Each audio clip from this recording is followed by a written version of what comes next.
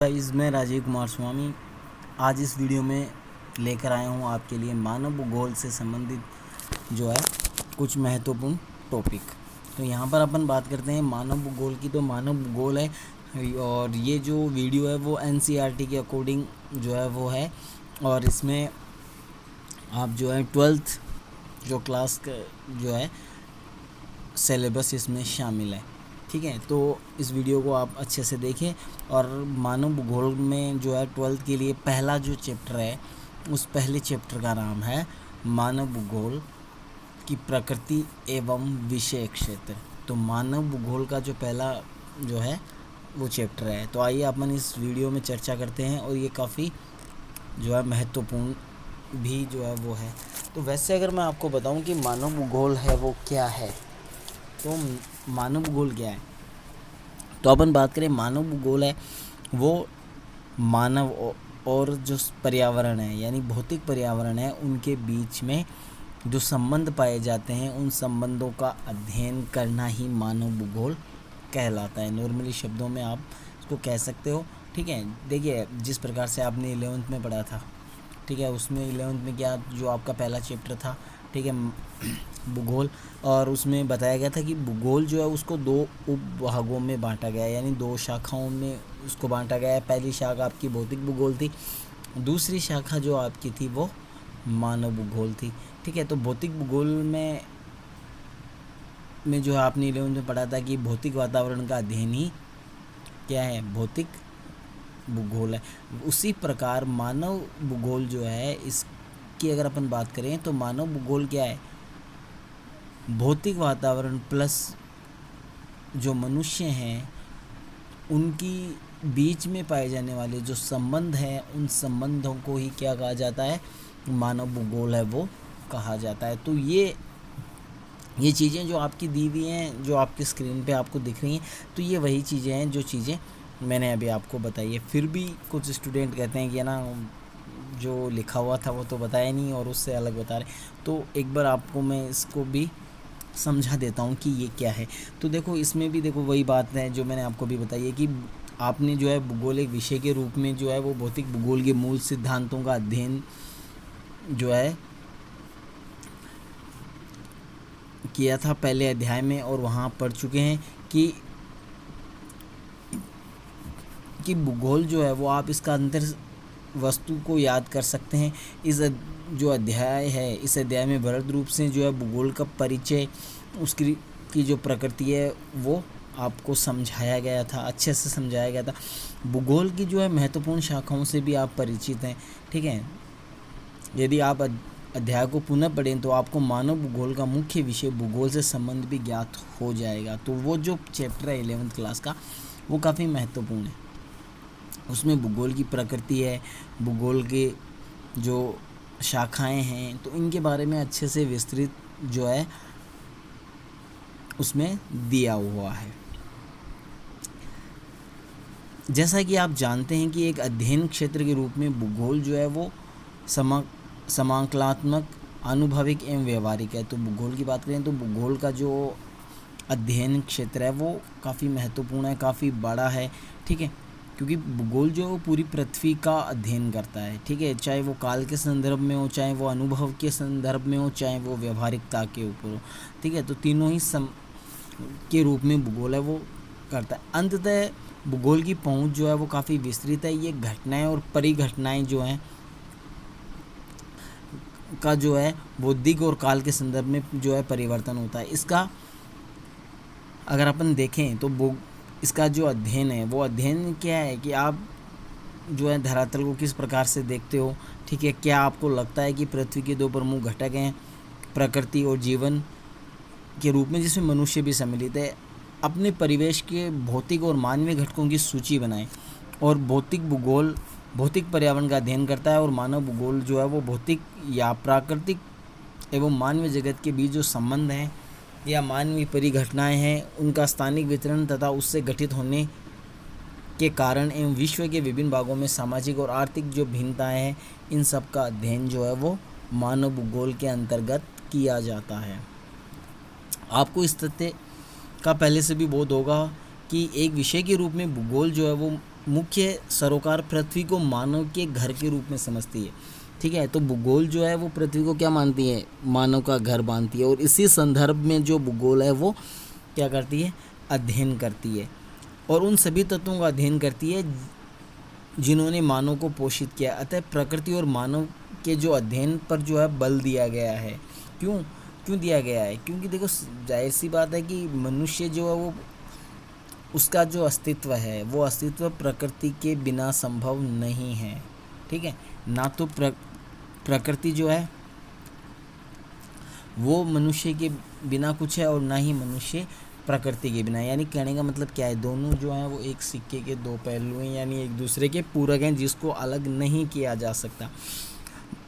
तो इसमें जो है मानव और प्रकृति के जो हैं उसके पर जो है अधिक बल दिया गया। आप अनुभव करेंगे कि भूगोल में जो है द्वैतवाद आया और इसके आशय के व्यापक तर्क और वितर्क प्रारंभ हो गए। क्या एक विषय के रूप में भूगोल को नियम बनाने, सिद्धांतीकरण अथवा विवरणात्मक होना चाहिए? तो क्या मतलब भूगोल की बात करें तो ये बात बिल्कुल सही है कि भूगोल जो है वो विवरणात्मक भी होना चाहिए, एक नियम के अकॉर्डिंग होना चाहिए, यानी सिद्धांतीकरण जो है वो भूगोल में ज़रूरी है। ठीक है, तो ये सारी चीज़ें जो हैं वो होनी चाहिए। क्या आप इसके विषय वस्तु को व्यवस्थित किए जाना चाहिए? बिल्कुल किया जाना चाहिए। और इसका जो अध्ययन उपागम है वो प्रादेशिक अथवा क्रमबद्ध जो है वो होना चाहिए, क्योंकि भौगोलिक परिघटनाओं की व्याख्या का सैद्धांतिक आधार पर होनी चाहिए अथवा ऐतिहासिक संस्थागत उपागम के आधार पर। तो जो भी घटनाएं होती हैं या जो भी उपागम है, ठीक है, इनकी जो अध्ययन है वो अध्ययन प्रादेशिक आधार पर और क्रमबद्ध आधार पर होना चाहिए। ठीक है, और ऐतिहासिक आधार पर भी होना चाहिए, सैद्धांतिक आधार पर भी होना चाहिए। तो ये सभी जो है होना चाहिए। ये बौद्धिक अभ्यास के मुद्दे रहे हैं और अंततः आप मूल्यांकन करोगे कि प्रकृति और मानव के बीच वे द्वैतता नहीं है, क्योंकि प्रकृति और मानव जो है वो अविभाज्य तत्व हैं। तो इन सारी चीज़ों का हम जब अध्ययन करते हैं तो अध्ययन करने के बाद हम इस नतीजे पर पहुंचते हैं कि जो भूगोल और की अगर अपन बात करें, भूगोल के अध्ययन की बात करें, तो इसमें मानव और जो प्रकृति है इन दोनों को शामिल किया गया है। तो इन दोनों को हम अलग नहीं कर सकते, एक ही में रखना पड़ेगा। क्यों रखना पड़ेगा? क्योंकि ये दोनों अभाज्य हैं, इनके अंदर कोई द्वैतवाद नहीं है। ठीक है, तो ये माजे और भी अगर अपन इसमें देखें तो नेक्स्ट अपन बात करते हैं, तो जो समग्रता के हिसाब से इसको देखा जाना चाहिए, यानी एक बड़े और साथ में जो है ये जानना भी रुचिकर है कि भौतिक और मानवीय दोनों ही परिघटनाओं का वर्णन जो है वो मानव शरीर रचना विज्ञान के प्रतीकों का प्रयोग करते हुए पूरकों के रूप में किया था। तो जो मानवीय और जो भौतिक घटनाएं हैं, इन घटनाओं को जो है मानव शरीर के आधार पर इनका वर्णन है वो किया गया है। जिस प्रकार से हमारे शरीर के अंग होते हैं, उसी अंगों के आधार पर जो है इन चीज़ों का अध्ययन किया गया था। अगर हम सामान्यतः देखें तो पृथ्वी के रूप में जो है तूफान की आँख, नदी मुख, हिमनद प्रोद यानी नासिका, जलडमरू मध्य ग्रीवा यानी गर्दन, मृदा परिच्छेदिका का वर्णन करते हैं। इसी प्रकार प्रदेश, गांवों, नगरों का वर्णन भी जो है जीवों के रूप में किया गया है। और जर्मन भूगोलवेता जो हैं उन्होंने राज्य या देश का वर्णन है वो जीवित जीव के रूप में जो है करते हैं। ठीक है, तो जो है मतलब राज्य को जो है एक जीव माना है, किसने? जर्मन भूगोलवेताओं ने। और सड़क मार्ग, रेल मार्ग वगैरह जो हैं, जितने भी आपके मार्ग हैं, उनको उन्होंने परिसंचरण की धमनियों के रूप में माना या कहा जाता है। ठीक है, यानी कहने का मतलब क्या है, जैसे हमारे शरीर में रक्त वाहिकाएँ होती हैं जो हमारे रक्त को हमारे शरीर में एक स्थान से दूसरे स्थान पर ट्रांसफ़र करती हैं या स्थानांतरित करती हैं, ठीक उसी प्रकार से जो यातायात के साधन है वो भी मनुष्य और सामान को जो है एक स्थान से दूसरे स्थान पर स्थानांतरित करते हैं। तो ठीक उसी प्रकार से जो है, जिस प्रकार से हमारे शरीर के लिए रुधिर वाहिकाएँ या जो रक्त कोशिकाएँ जो होती हैं वो महत्वपूर्ण होती हैं, ठीक उसी प्रकार से एक देश के लिए जो उसका यातायात है, ठीक है, वो उसी प्रकार से काम करता है। ये किनका मानना था? जर्मन भूगोलवेताओं का मानना था। क्या आपने अभी अपनी भाषा में ऐसे शब्दों और अभिव्यक्तियों को एकत्रित कर सकते हैं? क्या कुछ और ऐसी चीज़ें जो आपने कहीं सुनी हो, या आप ये कैसे अपने अकॉर्डिंग आप कर सकते हो कि हाँ भाई ये वाला जो है वो ठीक है? तो इस प्रकार से आपको, तो अगर अपन बात करें, मूल प्रश्न उत्पन्न होता है, क्या होता है कि हम प्रकृति और मनुष्य को पृथक कर सकते हैं क्या, जबकि वह इतने जटिलता से आपस में जुड़े हुए हैं। तो यहाँ पर प्रश्न ये उठता है कि मनुष्य और जो प्रकृति है उन दोनों को क्या अलग किया जा सकता है? ठीक है, तो नहीं किया जा सकता। क्यों नहीं किया जा सकता? क्योंकि इन दोनों के जो संबंध हैं वो संबंध बहुत ही ज़्यादा जटिल हैं। ठीक है, और इतनी ज़्यादा जटिलता के कारण ऐसा संभव नहीं है कि मनुष्य और किसको, प्रकृति को जो है वो अलग किया जा सके। अब यहाँ पर जो है सबसे महत्वपूर्ण चीज़ आती है आपके सामने, मानव भूगोल की परिभाषा। तो मानव भूगोल की अगर अपन परिभाषा की बात करें तो देखो, सबसे पहली परिभाषा है वो रेडजेल के अनुसार है। रेडजेल के अनुसार क्या है? अब रेडजेल कौन है ये भी आपको जानना ज़रूरी है। रेडजेल जो है वो कौन है भाई? रेडजेल है वो मानव भूगोल के जनक हैं। रेडजेल कौन है? मानव भूगोल के जनक। ठीक है, मानव भूगोल के जनक हैं। कौन है? रेडजेल। और इनका पूरा नाम है फ्रेडरिक रेडजेल। ठीक है, तो ये मानव भूगोल के जनक हैं। ठीक है, तो रेडजेल के बारे में आपको जानना महत्वपूर्ण है। अब यहाँ पर देखिए रेडजेल क्या कहते हैं। परिभाषा मोस्ट है भाई। ठीक है, मोस्ट है, याद रख करना है, इसको रटनी है किसी भी हालत में। मानव भूगोल मानव समाजों और धरातल के बीच संबंधों का संश्लेषित अध्ययन है। मानव, रेडजेल क्या कहते हैं कि मानव भूगोल जो है ना वो मानव समाजों और धरातल के बीच जो संबंध पाए जाते हैं उन संबंधों का संश्लेषित अध्ययन है। ठीक है, तो ये आपको याद रखना है। और इस परिभाषा में संश्लेषित शब्द पर या संश्लेषण शब्द के ऊपर बहुत ज़्यादा जोर दिया था या दिया गया है। ठीक है, किसके द्वारा? रेडजेल के द्वारा। नंबर 2 की अपन बात करें तो एलन सी सैम्पल, इनका नाम जो है पूरा है एलन चर्चिल सैम्पल। ये कौन थी भाई? तो ये रेडजेल की शिष्या थी। क्या थी? शिष्या थी। किसकी? रेडजेल की। रेडजेल की शिष्या थी। कौन थी? सैम्पल। ठीक है, तो ये आपको याद रखना है।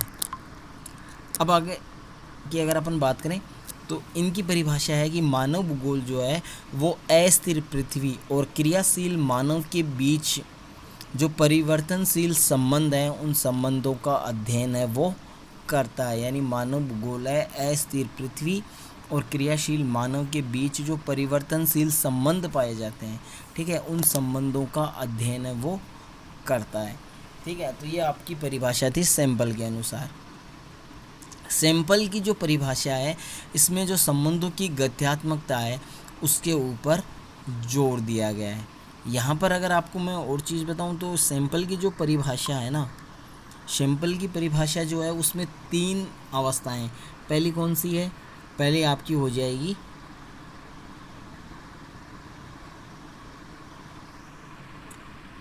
अस्थिर पृथ्वी, दूसरी है क्रियाशील मानव और तीसरा है परिवर्तनशील संबंध। तो 1, 2 और 3। ठीक है, तो ये आपको याद रखना है, अस्थिर पृथ्वी, क्रियाशील मानव और परिवर्तनशील संबंध। तो ये चीज़ जो है आपको सैम्पल की परिभाषा में देखने को मिलेगी। नेक्स्ट अपन बात करते हैं तो तीसरी परिभाषा है वो है विडाल डी लाप्लास, या इनका पूरा नाम पॉल विडाल डी लाप्लास है। हमारी पृथ्वी को नियंत्रित करने वाले भौतिक नियमों तथा इस पर रहने वाले जीवों के मध्य संबंधों के अधिक संश्लेषित ज्ञान से उत्पन्न संकल्पना है। तो ये क्या कह रहे हैं कि पृथ्वी जो है, हमारी पृथ्वी को क्या है, कुछ कारक हैं, भौतिक कारक, जो क्या करते हैं, नियंत्रित करते हैं। ठीक है, और उन्हीं नियंत्रण तथा और यहाँ पर रहने वाले जो जीव हैं, यानी वो जो भौतिक कारक हैं जो नियंत्रित हैं, उनके और हमारे बीच में जो संबंध है, इन संबंधों का संश्लेषित जो ज्ञान है, वही ज्ञान क्या है? मानव भूगोल है। मानव भूगोल की अगर अपन बात करें तो मानव भूगोल पृथ्वी और मनुष्य के अंतर संबंधों की एक नई संकल्पना प्रस्तुत करती है। क्या करती है? कि मानव भूगोल जो है वो पृथ्वी और मनुष्य के अंतर संबंध है, ठीक है ना, उन अंतर संबंधों का एक नई विचारधारा जो है वो प्रस्तुत करती है, ठीक है, एक विकल्प के रूप में। अब अपन देखते हैं तो यहाँ पर है कि मानव भूगोल की प्रकृति। तो मानव भूगोल की प्रकृति की अगर अपन बात करें तो मानव भूगोल जो है वो भौतिक पर्यावरण तथा मानव जनित सामाजिक सांस्कृतिक पर्यावरण के संबंधों का अध्ययन कर उनकी परस्परम अन्योन्य क्रियाएं जो हैं के द्वारा करता है। तो यहाँ पर अपन देखते हैं कि मानव भूगोल क्या करता है भाई, भौतिक वातावरण है और मानव जनित जो भी सामाजिक सांस्कृतिक और पर्यावरण के साथ जो संबंध हैं, उन संबंधों का अध्ययन है वो अन्योन्य क्रियाओं के द्वारा करता है, यानी एक व्यवस्थित तरीके से करता है, एक व्यवस्थित नियम के अकॉर्डिंग जो है ये करता है। आपने जो है कक्षा 11 की अगर अपन बात करें तो उसकी पुस्तक भौतिक भूगोल में भौतिक भूगोल के जो है मूल सिद्धांत आपने पढ़े होंगे। तो यहाँ पर भौतिक पर्यावरण जो है उसके तत्वों का अध्ययन भी आप कर चुके हों। अगर 11वीं की बुक आपने पढ़ी है तो उसमें आपने भौतिक वातावरण का अध्ययन भी है वो किया है, ठीक है, और उसमें आपके जो भौतिक तत्व हैं वो कौन कौन से होते हैं, ठीक है, तो वो आपके देखें। आप जानते हैं कि ये तत्व हैं भू आकृति, मृदा, जलवायु, जल, प्राकृतिक वनस्पति और विविध प्राणी जात तथा वनस्पति जात आदि हैं, ठीक है। तो ये सारी चीज़ें जो हैं वो भौतिक पर्यावरण से जुड़ी हुई हैं या भौतिक पर्यावरण के तत्व हैं। क्या आपने उन तत्वों की सूची बना सकते हैं जिनकी रचना मानव ने भौतिक पर्यावरण द्वारा प्रदत्त मंच पर अपने क्रियाकलापों द्वारा की है, ठीक है। तो यहाँ पर क्या कह रहा है कि आप उन सभी तत्वों की सूची बना सकते हैं क्या, कि जिनकी रचना जो है वो मानव और भौतिक पर्यावरण के योग से बनी है। जी हाँ, बिल्कुल बना सकते हैं, क्यों नहीं बना सकते, बना सकते हैं। क्या? घर, गांव, नगर, सड़क, रेल का जाल, उद्योग, खेत, पतन, दैनिक उपयोग में आने वाली वस्तु तथा भौतिक व सांस्कृतिक अन्य सभी तत्व भौतिक पर्यावरण द्वारा प्रदत्त संसाधनों का उपयोग करते हुए ही मनुष्य ने जो है इसका निर्माण है वो किया है, या इनके रूप में जो है वो परिवर्तन है वो किया है, ठीक है। तो ये सभी तत्व हैं जो भौतिक वातावरण और मनुष्य के योग से बने। कहने का मतलब क्या है, देखो इसमें वो सभी चीज़ें शामिल होंगी जो चीज़ें हमें कहाँ से मिलती हैं, भौतिक वातावरण से या प्रकृति से मिलती हैं, और मनुष्य जो है वो अपने विवेक के आधार पर इन चीज़ों में जो है बदलाव कर इससे नई चीज़ का निर्माण कर देता है। तो वो सारी चीज़ें इसी में आएंगी जिसको सांस्कृतिक वातावरण कहा जाता है। तो सांस्कृतिक वातावरण क्या होता है, भौतिक वातावरण प्लस मनुष्य, इन दोनों के योग से जो बनता है वही आपका क्या कहलाएगा, सांस्कृतिक वातावरण कहलाएगा। तो ये जो सारी चीज़ें अभी जो मैंने आपको नाम बताए, सड़क है, नाली है, ठीक है, पुल वगैरह हैं, रेल जाल हैं, जो भी हैं, तो ये सब क्या है, प्रकृति से प्राप्त वस्तुओं को हमने हमारे जो है विवेक के अनुसार हमने इनका उपयोग किया, और उपयोग करने के बाद जो भी हमारे पास बना वो सांस्कृतिक वातावरण के अंतर्गत आता है। तो ये चीज़ें आपकी रहेंगी। जबकि भौतिक पर्यावरण मानव द्वारा वृहद स्तर पर परिवर्तन किया गया है, साथ ही मानव जीवन में इसे प्रभावित भी करता है, ठीक है। तो भौतिक पर्यावरण जो है उसको मनुष्य ने और मनुष्य को भौतिक पर्यावरण ने क्या किया है, एक दूसरे को प्रभावित किया है, ठीक है। अब यहाँ पर एक अपना आ जाता है एक और टॉपिक, ये है कि मानव का प्राकृतिकरण और प्रकृति का मानवीयकरण, ठीक है। तो अब यहाँ पर जो है इन चीज़ें देखो इसमें काफ़ी ज़्यादा चीज़ें दी हुई हैं, ठीक है, और कुछ चीज़ें ऐसी भी हैं जो मतलब कहानी वगैरह जो है वो आगे वाले जो है स्लाइड में आएंगी। लेकिन तो यहाँ पर जो है ना, हम इन सब चीज़ों के अंदर नहीं घुसेंगे। जो यहाँ पर आपको दिख रहा है इसके बारे में अपन चर्चा नहीं करेंगे। यहाँ पर अपन चर्चा किसके बारे में करेंगे, तो यहाँ पर हमारे पास 2 टॉपिक है। पहला है मानव का प्राकृतिकरण, दूसरा है प्रकृति का मानवीकरण।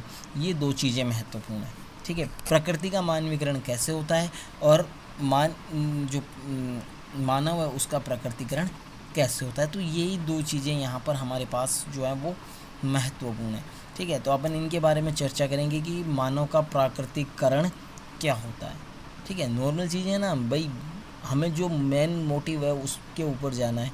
तो यहाँ पर मानव का प्राकृतिकरण और प्रकृति का मानवीकरण है, तो ये होता क्या है, किससे कहते हैं, ठीक है। तो यहाँ पर अपन देख सकते हैं कि मानव जो है उसने अपनी जो है प्रौद्योगिकी की सहायता से, यानी अपनी तकनीकी की सहायता से भौतिक पर्यावरण से जो है विभिन्न प्रकार की जो है क्रियाएं की हैं। और ये जो है मानव ने कई चीज़ों की उत्पत्ति और निर्माण भी किया है। बल्कि ये अत्यधिक महत्वपूर्ण है कि वह उन उपकरणों और तकनीकों की सहायता से उत्पादन निर्माण करता है, ठीक है। तो यहाँ पर प्रौद्योगिकी जो है वो किसी समाज में सांस्कृतिक विकास स्तर की सूचक होती है। वर्तमान की बात करें तो वर्तमान में क्या होती है भाई, टेक्नोलॉजी जो होती है ना वो महत्वपूर्ण होती है। जो देश जितना ज़्यादा टेक्नोलॉजी में आगे होगा या जो समाज टेक्नोलॉजी में जितना आगे होगा उसको उतना ही उन्नत माना जाएगा, ठीक है। उसको उन्नत माना जाएगा और ये कहा जाएगा कि वहाँ के विकास का स्तर है वो काफ़ी आगे है, काफ़ी ज़्यादा है, ठीक है। तो इसी प्रकार तो यहाँ पर मानव जो है वो प्रकृति के नियमों को बेहतर ढंग से जो है समझने के बाद प्रौद्योगिकी का विकास कर पाया है। उदाहरण के लिए घर्षण और ऊष्मा की संकल्पना ने अग्नि की खोज की, ठीक है। तो भाई क्या है कि कोई भी जो प्राकृतिक नियम है उन नियमों को हम अच्छे से समझ सकते हैं। समझने के बाद हम क्या कर सकते हैं, उसको परिवर्तित कर सकते हैं।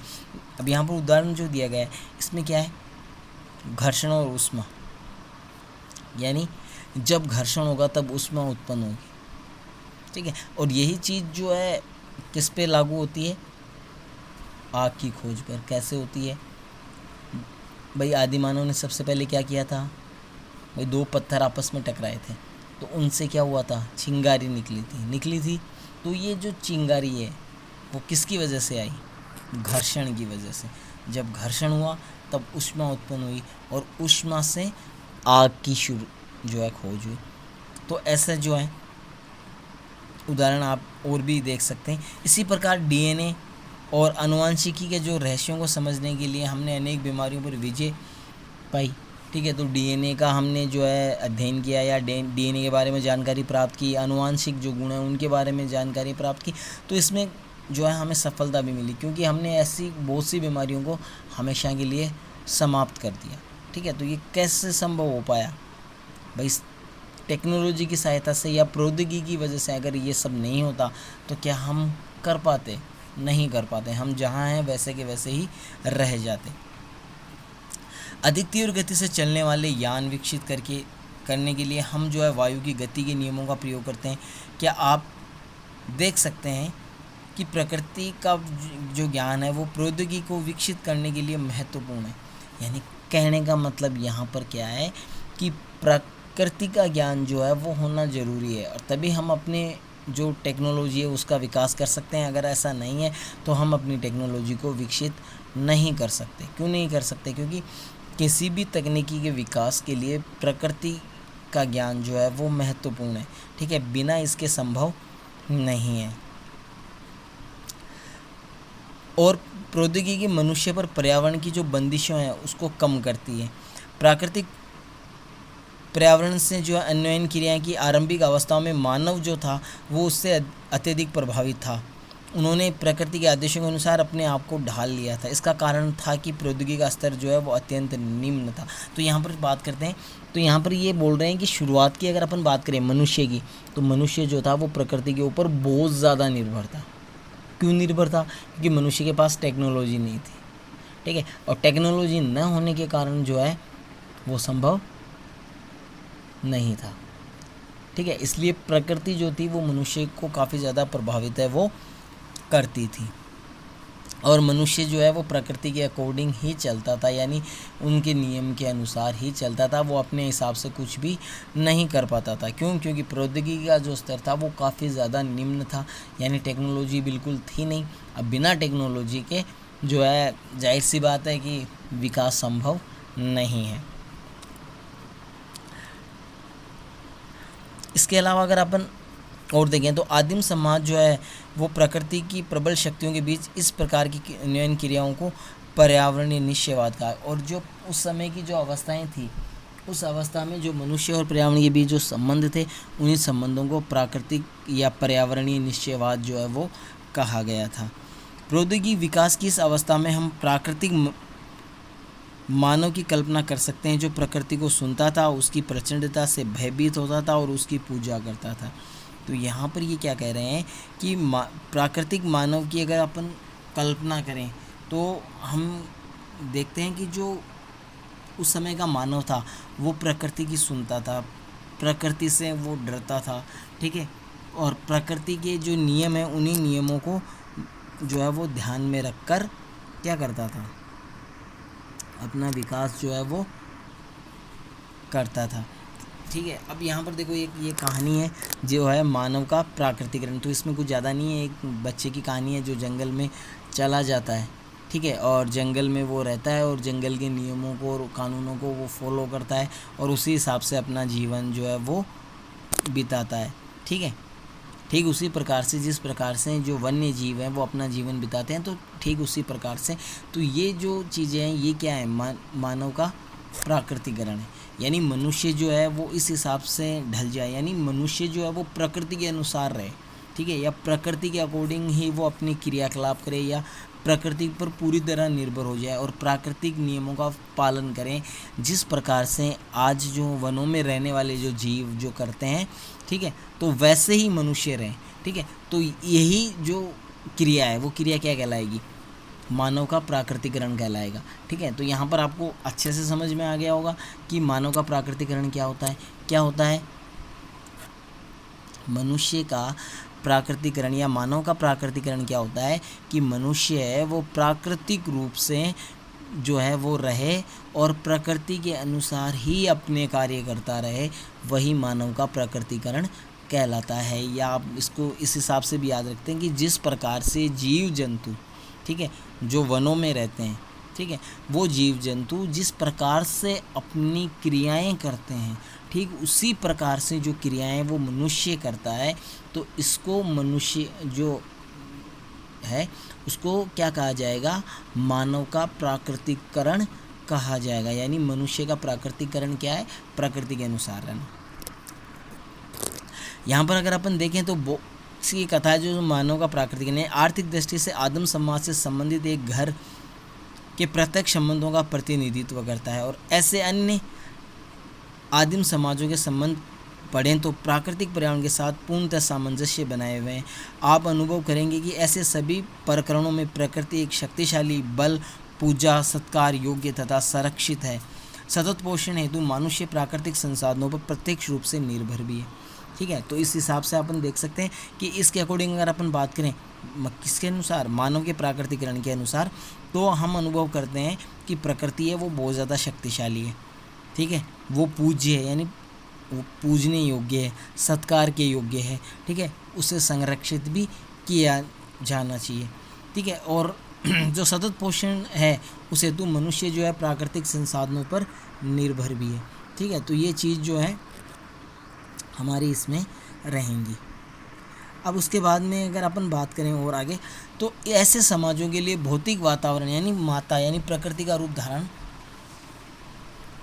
करता है।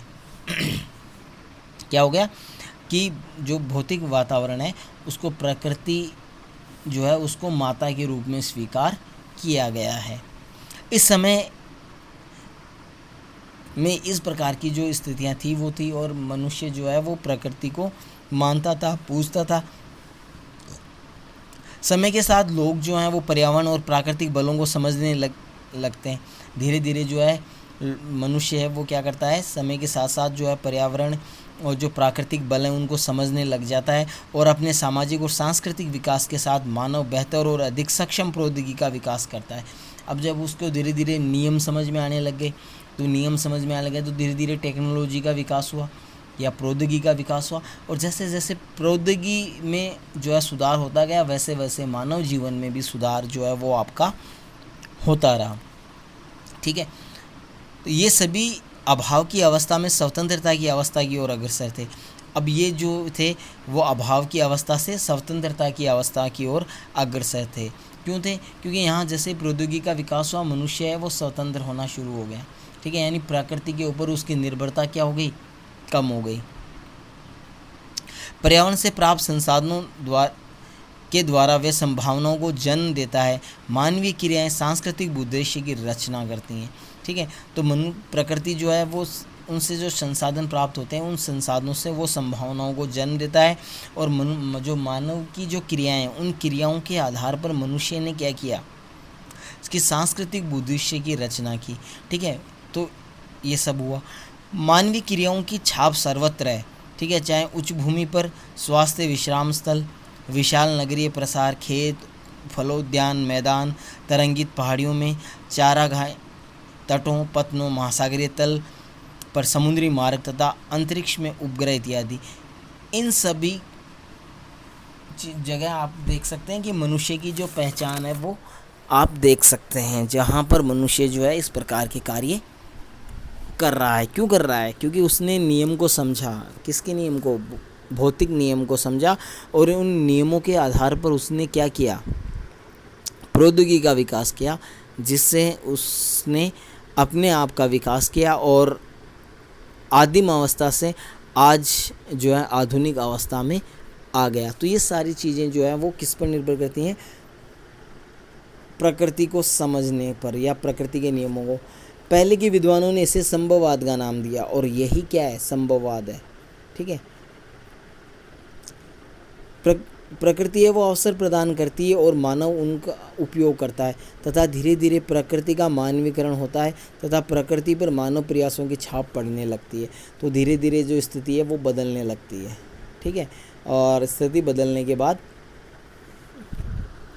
परिवर्तन हो जाता है, क्योंकि मनुष्य अब धीरे धीरे स्वतंत्र हो रहा है, प्रकृति के उसके ऊपर प्रभाव नहीं रहा, और इसे ही क्या है? संभववाद कहा गया है। ठीक है, और यहाँ पर जो ये आपके है, यहाँ पर भी एक ये जो है कविता ही है, सॉरी एक कहानी है, जिस कहानी के अंदर जो है एक महिला है जो ऐसी जगह रहती है जहाँ का टेम्परेचर बहुत कम है। ठीक है, और काफ़ी ज़्यादा दूर है, और वो एक स्थान से दूसरे स्थान पर सुबह आती है, शाम को जाती है। तो इस प्रकार से जो है यहाँ पर ये इस कहानी में ये दिखाने का प्रयास किया गया है कि आज जो प्राकृतिक दशाएं जो हैं वो प्राकृतिक दशाएं वो मानव के ऊपर अपना प्रभाव है वो नहीं छोड़ पा रही हैं। क्यों नहीं छोड़ पा रही हैं? क्योंकि मानव ने अपने प्रौद्योगिकी विकास के आधार पर इन चीज़ों में परिवर्तन ला दिया, और ये परिवर्तन जो है वो क्या कहलाता है? प्रकृति का मानवीकरण कहलाता है, यानी मनुष्य ने प्रकृति को अपने अनुसार ढाल लिया। ठीक है, तो आ गया समझ में? तो यही आपका क्या है? मानव का प्रकृति का मानवीकरण है।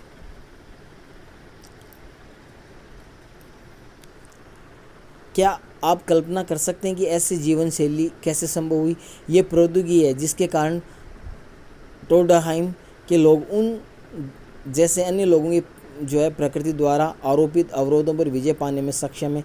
क्या आप ऐसे अन्य कुछ दृष्टांतों को जानते हैं? ऐसे उदाहरण को ढूंढना कठिन नहीं है। तो इस प्रकार के आपको और उदाहरण भी मिल जाएंगे जहाँ पर प्रकृति पर लोगों ने विजय प्राप्त की, यानी ऐसे स्थानों पर लोग रहे हैं जहाँ की जो प्रकृति है वो काफ़ी कठोर थी, काफ़ी विषम थी, तो वहाँ पर भी लोग सर्वाइव कर रहे हैं और अपने आप का वहाँ उन्होंने विकास किया है। तो ऐसे उदाहरण आपको बहुत मिल जाएंगे। ठीक है, ये जो है टोंडरहाइम जो है एक जगह ही नहीं है, बल्कि ऐसे और भी आपको उदाहरण मिल सकते हैं। भूगोलवेत्ता ग्राफी टेलर ने एक नई जो संकल्पना है उसको प्रस्तुत किया, और ये जो विचारधारा है, ये जो दो विचारधारा थी ना, पर्यावरणीय निश्चयवाद और संभववाद, इनके मध्य मार्ग को परिलक्षित करती है। ठीक है, तो पहले अपन ने पढ़ा था जो है प्रकृतिवाद, ठीक है, जिसको आप निश्चयवाद भी कह सकते हैं। तो निश्चयवाद में क्या था? निश्चयवाद में था कि प्रकृति है वो सर्वोपरि है। ठीक है, मनुष्य प्रकृति के अनुसार ही काम करेगा। दूसरी थी संभववाद। संभववाद में क्या था कि मनुष्य जो है वो प्रकृति का विजेता है, वो प्रकृति को अपने अनुसार ढाल सकता है, ठीक है, अपने अनुसार बदल सकता है, ठीक है। लेकिन जो ग्रिफिथ टेलर हैं, उन्होंने जो परिभाषा दी है, ये जो विचारधारा दी है नवनिश्चयवाद, ठीक है, तो ये इन दोनों विचारधाराओं की क्या है, मध्य मार्ग प्रस्तुत करती है। भाई एक में आपका क्या हो गया कि मनुष्य प्रकृति का दास है, दूसरे में मनुष्य प्रकृति का विजेता है। लेकिन टेलर महोदय ये कहते हैं कि ना ही तो मनुष्य प्रकृति का दास है और ना ही प्रकृति का विजेता। उन्होंने इसे जो है नवनिश्चयवाद अथवा रुको और जाओ निश्चयवाद का नाम दिया। आप में से जो नगर में रहते हैं और जो नगर देख चुके हैं वो ज़रूर जानते होंगे कि चौराहे पर यातायात नियंत्रण की जो बत्ती है वो होती है, यानी ट्रैफिक सिग्नल जो है वो होता है चौराहे पर, आप लोगों ने देखा होगा, ठीक है। उसमें लाल बत्ती का अर्थ होता है रुको, और हरी एबर यानी पीली बत्ती होती है, उसका मतलब होता है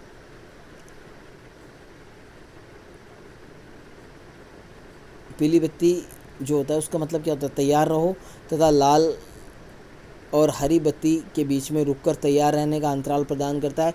वहीं हरी बत्ती का अर्थ होता है जाओ, ठीक है। तो इसी संकल्पना को दर्शाते हुए न तो ये नितांत आवश्यक स्थिति है, ठीक है, और ना ही ये नितांत स्वतंत्रता की दिशा है, जिसका अर्थ है कि प्रकृति नियमों का पालन करते हुए हम प्रकृति पर विजय प्राप्त कर सकते हैं। उन्हें लाल संकेतों पर प्रत्युत्तर देना होगा, और जब प्रकृति रूपांतरण की स्वीकृति दे तो हमें विकास के प्रयत्नों में आगे बढ़ना होगा, ठीक है। यहाँ पर मतलब समझने का मतलब क्या है, लाल बत्ती का मतलब क्या है यहाँ पर लाल बत्ती का मतलब है कि प्रकृति के पास जो भी संसाधन उपलब्ध हैं, ठीक है, प्रकृति हमारे सामने रखेगी, ठीक है। तो अब उन में से हमें ये डिसाइड करना है कि कौन से पीली बत्ती के अंदर आते हैं, मतलब जितने भी संसाधन हैं वो लाल बत्ती में आ गए, ठीक है। उन लाल बत्ती में से कुछ ऐसे संसाधन हैं जिनका उपयोग हम कर सकते हैं और जिससे प्रकृति को कोई नुकसान नहीं होता है, तो उनका चयन करना है। तो उनके चयन करने के लिए हमें तैयार रहना है, यानी पीली बत्ती हो गया। हरी बत्ती है का मतलब क्या हो गया कि उन संसाधनों का चयन हमने कर लिया, फिर उनका हम उपयोग करके हम अपने जीवन में या अपनी जो सामाजिक अवस्था है उसमें सुधार कर सकते हैं, उसमें उन्नति ला सकते हैं, उसमें विकास कर सकते हैं, ठीक है। तो इसका तात्पर्य है कि उन सीमाओं में जो पर्यावरण को हानि नहीं पहुंचाते और संभावनाओं को उत्पन्न किया जा सकता है, अतः अंधाधुंध रफ्तार दुर्घटना से मुक्ति नहीं होती है। विकसित अर्थव्यवस्था के द्वारा चलाई गई मुक्ति चाल के परिणाम स्वरूप हरित प्रभाव, ओजोन परत क्षरण, वायुमंडलीय तपन, पीछे हटते हिमनद, भूमि का निम्नीकरण, ठीक है। तो ये सब चीज़ें जो है वो उत्पन्न हो रही हैं, ठीक है। क्यों हो रही हैं? क्योंकि हम जो उपयोग कर रहे हैं वो संभववाद के हिसाब से कर रहे हैं। आज भी हम अपने आप को प्रकृति का विजेता मानते हैं, जबकि हम प्रकृति के विजेता नहीं हैं। तो हमें यहाँ पर क्या करना होता है कि हमें सभी चीज़ों को ध्यानपूर्वक उनके स्टडी करनी चाहिए, यानी उनका अध्ययन करना चाहिए। फिर हमें इस नतीजे पर पहुँचना चाहिए कि जिन संसाधनों का उपयोग अपन कर रहे हैं उससे आगे चलकर पर्यावरण को कभी कोई नुकसान तो नहीं होगा। अगर ऐसा होता है तो हमें क्या करना होगा, उन चीज़ों को छोड़ना होगा, उनके विकल्प ढूंढने होंगे, जिसकी वजह से हमारा पर्यावरण है वो सही तरीके से बना रहे और हम अपना विकास भी करते रहें। लेकिन जो विकसित देश हैं आज इस पर जो है अच्छे से ध्यान नहीं दे रहे, जिसकी वजह से आज जो है पृथ्वी के ऊपर या पर्यावरण में जो है विशेष ऐसी आपदाएं उत्पन्न हो चुकी हैं जो आने वाले समय में मानव को इस पृथ्वी से हमेशा हमेशा के लिए विलुप्त कर सकती हैं, ठीक है। उनमें है हरित गृह प्रभाव, ग्रीन हाउस इफेक्ट, ओजोन परत अवक्षय या अक्षरण यानी लगातार ओजोन परत का नष्ट होना, भूमंडलीय तपन, ग्लोबल वार्मिंग जो है वो लगातार बढ़ रही है, हिमनद हैं वो धीरे धीरे पीछे खिसक रहे हैं, यानी बर्फ़ जो है वो पिघल रही है, भूमि जो है उसका लगातार उपयोग होने की वजह से उनका निम्नीकरण हो रहा है। तो निश्चयवाद जो नवनिश्चयवाद संकल्पना है वो एक ढंग से क्या है, संतुलन बनाने का प्रयास करता है जो संभावनाओं के बीच परिहार्य चयन द्वैतवाद को निष्फल करता है, ठीक है। तो ये जो विचारधारा है नवनिश्चयवाद, ये क्या करती है कि ये विकास के पक्ष में तो है, लेकिन ऐसे विकास के पक्ष में नहीं है जो विकास जो है वो विनाश के आधार पर प्राप्त हो। ठीक है, विनाश नहीं चाहिए, ठीक है, विकास चाहिए लेकिन बिना विनाश के। तो इसी के ऊपर जो है ये काफ़ी ज़्यादा जो है वो जोर देती है। अब यहाँ पर अपन देखते हैं, ये तो आपकी मुख्य जो हो गई, इनके बारे में जो है मैं एक अलग से वीडियो भी बनाऊंगा जिनके बारे में अपन विस्तार से चर्चा करेंगे, निश्चयवाद, संभववाद और नवनिश्चयवाद पर। ठीक है, तो वो वीडियो आप अलग से देख सकते हैं। मानव भूगोल की जो है कल्याणपरक तथा अथवा मानववादी विचारधारा का मुख्य उद्देश्य लोगों के सामाजिक कल्याण के विभिन्न पक्षों से था। तो मानव भूगोल जो है उसमें कल्याणपरक अथवा मानवतावादी जो विचारधारा है वो आई, उसका मुख्य उद्देश्य था सामाजिक कल्याण से, यानी मनुष्य के सभी पक्षों का सामाजिक विकास हो, एक पक्ष का नहीं, सभी पक्षों का।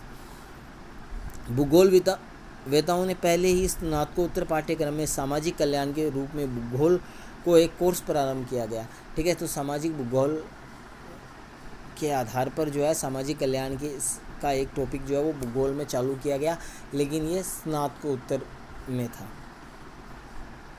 उसके बाद में आती है दूसरी आपकी विचारधारा है आमूलवादी, रेडिकल। ये विचारधारा जो है वो निर्धनता के कारण बंधन और सामाजिक असमानताओं की व्याख्या के लिए मार्क्स के सिद्धांतों का उपयोग करती है। तो आप इसको अलग से जो है आप इसको नोटिस करोगे। ठीक है, ये विचारधारा है वो काफ़ी महत्वपूर्ण है। आमूलवादी क्यों है? क्योंकि ये विचारधारा है, ये पहली ऐसी विचारधारा है जो विचारधारा किसके सिद्धांतों पर बनी थी? कार्ल मार्क्स के सिद्धांतों पर। ठीक है, तो ये विचारधारा है वो कार्ल मार्क्स के सिद्धांतों पर बनी है, इसलिए ये आपकी महत्वपूर्ण हो जाती है। याद रखना है, क्वेश्चन किया कर लेते हैं कई बार कि कौन सी विचारधारा जो है वो मार्क्स के सिद्धांतों पर है, तो कौन सी है? आमूलवादी है। किसके सिद्धांतों पर? कार्ल मार्क्स के सिद्धांतों पर।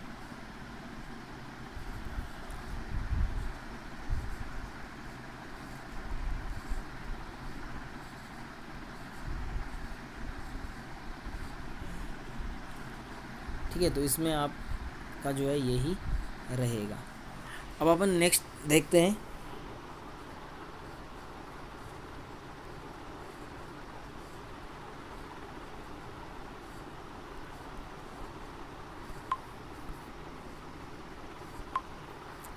अब अपन यहाँ पर और चीज़ें देखते हैं। तो अमूलवादी जो विचारधारा है उसमें है क्या? तो ये जो है ऐसे लोगों के लिए थी जो निर्धन है, जिनके जो है बंधन, सामाजिक असमानताएं, इन सब को ध्यान में रखते हुए ये विचारधारा शुरू, और ये इसी कारण ये मार्क्सवादी से संबंधित है।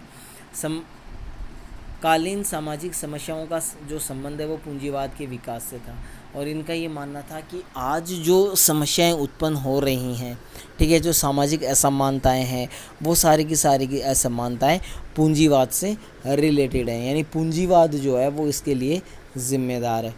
इसके बाद में तीसरी विचारधारा जो है वो आपकी आएगी व्यवहारवादी विचारधारा। इसने जो है प्रत्यक्ष अनुभव के साथ साथ मानव जाति, प्रजाति, धर्म इत्यादि आधारित सामाजिक वर्गों के दिक्काल बोध पर ज़्यादा जोर दिया। तो व्यवहारवादी विचारधारा है वो अनुभव पर आधारित है, ठीक है, प्रत्यक्ष अनुभव पर आधारित है, और इस विचारधारा में जो है मानव जातियाँ हैं, प्रजातियाँ हैं, धर्म है, इन सभी को आधार पर जो है सामाजिक संवर्ग हैं, ठीक है, ऐसे सामाजिक जो वर्ग हैं, सामाजिक वर्गों को जो है दिक्काल तक इसका बोध जो है उस पर इसने ज़्यादा जोर दिया। ठीक है, तो ये चीज़ें आपकी रहेंगी। अब आपका जो नेक्स्ट टॉपिक आएगा वो मानव भूगोल के उपक्षेत्र और क्षेत्र हैं, जो हम अगले वीडियो में पढ़ेंगे। इस वीडियो में इतना ही, अगले वीडियो में फिर से मुलाकात होगी। तब तक के लिए नमस्कार, धन्यवाद।